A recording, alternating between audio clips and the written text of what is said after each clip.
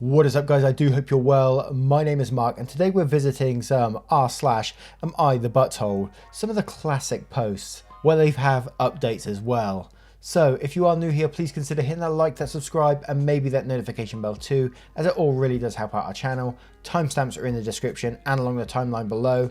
And with that being said, let's get straight into today's story, shall we? Much love, guys. Our first story comes from Renegades Rule 33. Am I the arsehole for despising my mentally handicapped sister? The title makes me sound horrible, but hear me out. My sister is severely autistic. She requires attention almost 24/7 and cannot be left alone. She is non-verbal and cannot take care of herself at all. Despite the fact she is only 12, she is extremely destructive and violent and destroys anything she gets her hands on. I hate her. That should be wrong to say, but it doesn't feel like it. I was only 6 years old when she was born, and since then, I've never solely had my parents' attention. Ever since I can remember, the world has revolved around her. I was moved out of my room into the basement at 7 because she needed to be in the room next to my parents. All of my toys as a child were destroyed by her, and my parents simply ignored me when I complained. Even when I was 14, she destroyed a Mac my school gave me, and I was in the wrong. Along with this, I am expected to take care of her and drop everything I do for her. I can never make plans with my friends because my parents expect me to be there if they need me to take care of her. Even when I do somehow get time to myself, I am required to leave if they need me. If I do not, then I am punished. The recent example of this is when I went to see their new Spider-Man movie and was grounded because I turned my phone off in the theatre. It seems as if I am nothing more than a slave to them and anything involving her simply overshadows me. This last week I was chosen to give a speech at a school event. I was so excited and my parents promised to be there, but they never showed and claimed it was because of my sister. Anytime anything like this happens for me, they are too busy with her. I've held this in for so long and finally spilled out today. While talking about colleges with my father, he joked that I should get a degree that pays well, so when they're gone I can take care of my sister. I don't know why, but this caused me to break down. I cried and screamed about how it's always about her. I'm nothing more than a caretaker to them, but they always make it about her and I'm expected to be her slave for the rest of my life. I've locked myself in my room since then and my parents have not come to check on me. Am I the arsehole here? And then OP put an edit saying, edits, update kinda. Wow, thank you for all the support and love you guys have given me. I never expected this post to reach the popularity it did. Thank you all. After thinking about it for these past hours, you're right that I don't despise my sister. It's not her fault that she was born the way she is. My parents came to talk to me a while after my breakdown, but I was unable to bring myself to talk to them and only cried and asked them to leave. They made arrangements with my grandfather for me to stay with him for the time being, and I'm getting ready to go to his house. My parents want to talk to me, but we have decided it's best to leave for now, to have some space and time to collect myself. We'll be sitting down and talking later this week about the issue. Thank you all again for the love and support through this. I'll send an update your guys' way later this week if people are interested. And we'll read a couple of comments straight away from this and then we'll head on over to the update. Just get an inkling of what people were saying to this story initially, right? So J-Cons were saying, not the arsehole. These are perfectly legitimate and understandable feelings. You have done nothing to sign up for taking care of another human being.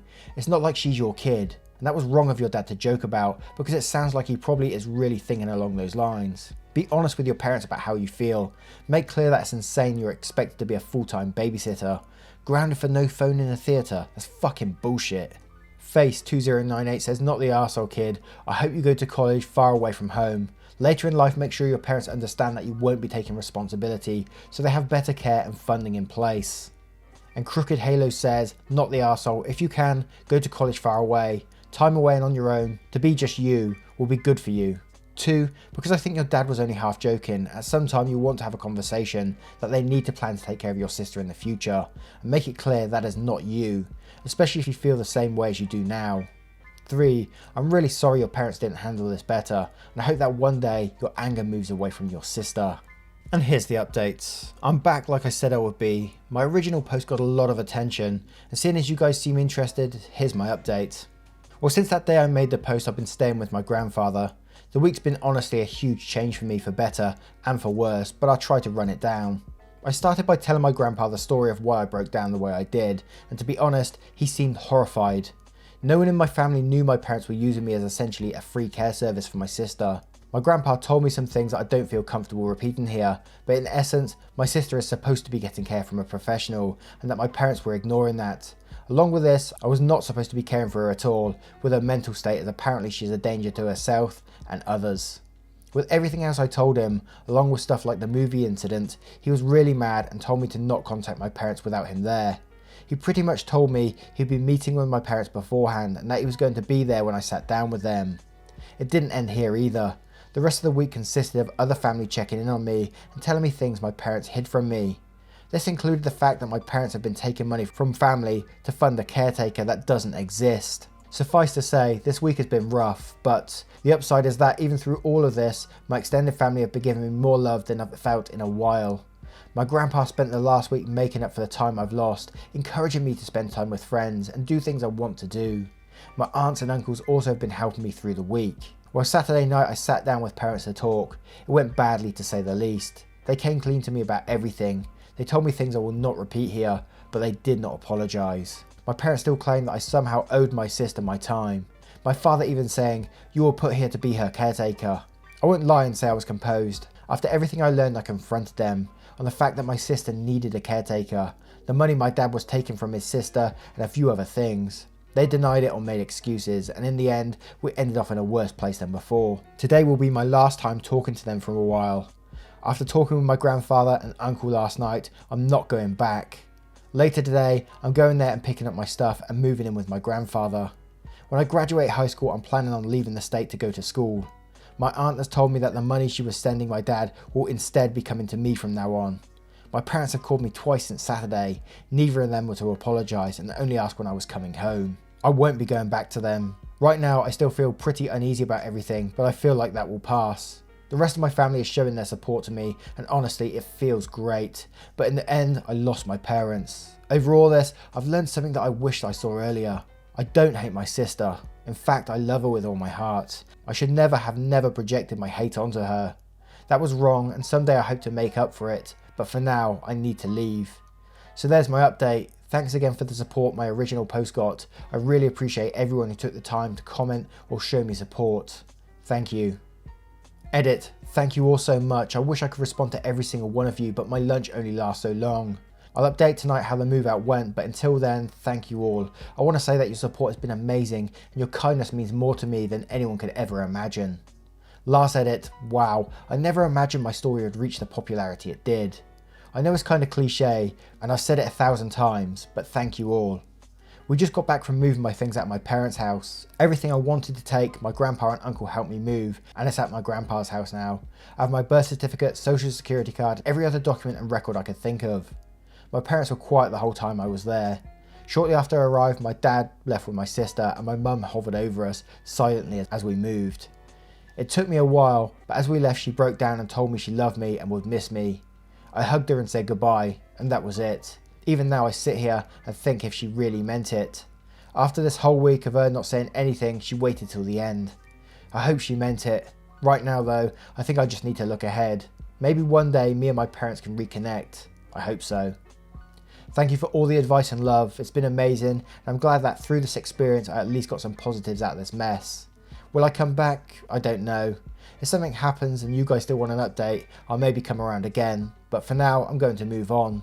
For all those out there who shared their stories with me, thank you. I hope you see the other side. See you, Space Cowboys. And what a bloody story that is. Wow. It's just like, this one almost had me in tears. I can feel myself welling up now just talking about it. The feelings trying to just think about the feelings that she must have been feeling. Knowing her parents were just using her as care. The grandpa stepping in and just telling her to get her life back. Encouraging her to go out to her friends. What a grandpa. Absolutely amazing guy. And although the parents are wrong in the situation, the way they've treated their daughter so badly, and they've used her as a care service, what is going through their mind, you know? Caring for someone mentally handicapped has got to be so hard, that it must play with your own mental state after a while, especially if it sounds like the sister is the way she is, you know. And I know it doesn't excuse the way they've treated everyone in their family, but what are they going through mentally? And for OP to come out and say, like, to realise that they really don't hate their sister in the end, and that they do love them with all their heart, and let's hope that they reconnect in the future at some point too, right? Wow. What do you guys think of this story? I'm not going to put a poll on these update stories because these are older stories. You may have heard them before, but I haven't read these ones before, and just reading some of the older ones is just quite, I love it. I absolutely love it. I still love to know your thoughts on these stories. And our next story is from Resident Occasion. Am I the arsehole for firing an employee after his parents died? I'm the VP of sales at a software company, and one of our sales development reps' parents passed away at the beginning of April. Sadly, they were involved in a car crash and both lost their lives. Now, the employee in question is a very young 22-year-old guy that's been with us for about 10 months now. He's a great employee, and we were thinking about promotions in the next 6 months for him. His job is a high paying one for a new grad, about 90k with commission and base, so we expect a lot from this position. Because of an accident, we let him take a 1 month paid leave of absence from work, and he's returned a few weeks ago and his performance is severely lacking. He's super unmotivated, not cold calling, outreaching to prospects for the last 2 to 3 weeks, enough since he's come back. Our whole management team has noticed this, and we decided to let him go because we feel like he'd need months and months to be able to produce again, and we can't just wait that long. We called him into a meeting on Friday afternoon and gave him the bad news. He was very calm and rude about it, told us to go fuck ourselves, and got up and went to his desk, grabbed a few things and left. I thought this was very, very unprofessional and extremely rude. I told my boyfriend about all this, and he said myself and my management team are a bunch of arses and pricks with no heart. Am I the arsehole? Update. Holy fuck, this blew up. I know this was shitty of me now, and I reached out to him to see how he's holding up. He's staying at his girlfriend's place, and she's supporting him a lot right now. I offered to get my headhunter friend in touch with him when he's ready, and he accepted. Oh my, really? I thought legally you have to give people a warning, like, or maybe even 2 stages, like you give them a verbal, then a written warning, and then you can fire them. I don't think you could just fire them on the spot like that, can you? That's ridiculous. It took this post for them to turn around and say, I know this was shitty of me now. Like you didn't know that was shitty behavior before then, to sack someone who's grieving like that. I mean, come on, man. I really do question the humanity when we can't get simple things like that. It's just ridiculous. Let's have a look at the comments on this one to see what they say. Miley30 says, you're the arsehole for firing him without first going through the steps of describing his issues to him and giving him a chance to improve. He's been back for only 2 to 3 weeks. It's not about having a heart, it's about making a dumb business decision for both you and him. So much smarter to work with this guy to get him back on track after temporary setback than to push the eject button and have to find and start over with a new person. Dumb. Queen Cunt Punt says, you're the arsehole. People generally receive a warning about their performance before they get fired. You gave him bereavement leave and then fired him immediately after because he wasn't performing. Now, I turn it to you guys. What do you guys think of this story? Let me know in the comments below. And our next story is from Courage Classic. Am I the arsehole for making fun of a woman for being in her 40s and single? This whole saga started because of my husband took my last name. A couple of weeks ago, he got his workplace to change it, and his co-workers found out. About half of them think it's the funniest thing ever, and about half are deeply offended. Brenda is in the offended half, and has made that clear. He and I are in a group chat with his co-workers where we organise carpooling during the pandemic. It is very helpful to us, so we can't leave the chat. Since he changed his name, my husband and I have been dealing with a lot of dumb jokes in the chat, which we have been mostly ignoring. Yesterday, Brenda, his co-worker, and I got in a bit of a spat. I messaged the group asking if someone could take my husband home, since I wouldn't be back from work until late and needed the car. One of his co-workers agreed, and I thought that was that. Brenda messaged the group saying, maybe if you spent less time at work and more time being a wife, your husband wouldn't come into work with dirty shirts. I took this as a bad joke initially. My husband is a rural mail carrier, so his shirts look like shirts worn by someone in 90-degree heat on dusty roads. I do wash them, but there's only so much to be done. I said, I could make cleaning those shirts my full-time job, and it wouldn't do much. Brenda replied saying, you won't be married very long if you keep trying to be the man in the relationship. I'd be embarrassed as a wife if I did so little for my husband. I said, well, I work more hours and pay the bills, so I think he can oxy-clean his own shirts if that's so important. Brenda said, maybe you should learn to take proper care of your husband or you'll find yourself divorced. I said, I'll let you know when I need relationship advice from someone who's 42 and single. Now apparently Brenda is going around saying that I mocked her for being single in her 40s. I don't care if someone is single in their 40s, but I think it's absolute bullshit that she can call me a bad wife, but I can't point out that she has no frame of reference. Am I the arsehole Reddit? Edit, for people keep asking me why I need to help arrange rides in the first place. When my husband is out on deliveries, he rarely has cell service, so if I find out late that I'm going to be home late, I need to be able to reach his co-workers directly. Multiple spouses are in the chat for the same reasons. Edit 2, people are saying that I've hurt my husband's feelings by saying I pay the bills. After reading the exchange, he sent me a text saying, sometimes I forget you're a little hard bitch who takes no prisoners. I'm so proud, lol. He's fine. I asked him just now if my comment about the bills hurt him and he said, oh yeah, it's so hard having a hot wife who makes good money. Really tough. Pray for me. God damn it, Brenda. Why would you bring up that sort of conversation in that chat? Why would you do that? Saying you're going to end up divorced. Why would you do this? Bloody hell, Brenda. You get what you deserve in this one, I'm afraid. Let's have a look at the comments. Not the arsehole. I don't even think I need to explain why. She brought this on herself. Deacon Decency says, not the arsehole. What the heck, Brenda? Mind your own single business. Society's Pinata says, obvious not the arsehole. Brenda was the aggressor and super condescending and pretty sexist in my opinion. And you hit her back with a zinger. Now salty Brenda wants to play the victim. P.S. Am I the only one who thinks that it's odd you had to ask the husband's work group for a ride home for him and him not just asking himself? And OP did explain that one in the edit. But now I turn it to you. What do you guys think of this story? What do you think of Brenda? Let me know in the comments below. And our next story is from Stupid Test. Would I be the arsehole if I asked my pregnant wife to move out because she and her best friend decided to test my loyalty? My wife is pregnant with our daughter. Initially, we were really happy and excited about it, but then she starts acting like a nut job. She gets angry and irritated for small things, insults me when she doesn't like the food I make, starts acting insecure and accuses me of losing attraction for her. For example, she wanted to eat chicken sandwiches for dinner last week. Well, I made chicken sandwiches, so she eats all the sandwiches, leaves me nothing, and told me they tasted like shit. I wasn't pissed because she left me nothing, but if she didn't like them, why did she have to eat everything? When I asked her this, she told me she was hungry. Okay, fine. She does this every time. Eats everything I make and calls it shit. I don't argue with her because I work more than 80 hours a week and I really want to have some peace when I'm home. So yesterday, a random girl starts flirting with me after gym and asked me if I wanted to meet up with her for some drinks. I rejected her and told her that I was married. And when I got home, my wife started to hug me and apologise. When I asked her what happened, she told me that her best friend suggested a test for my loyalty. So they asked a mutual friend to flirt with me and ask me out. And I passed. Yay. I'm really pissed. I'm done with her antics. Would I be the arsehole if I asked her to move out? Edit, I don't live in the USA. Please don't discuss legalities based on the laws there.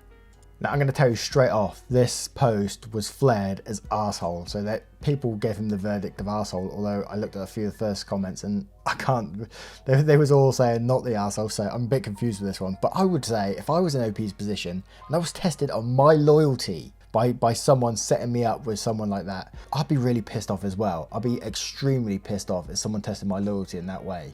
And I don't think I'd want that person, pregnant or not, to be living with me.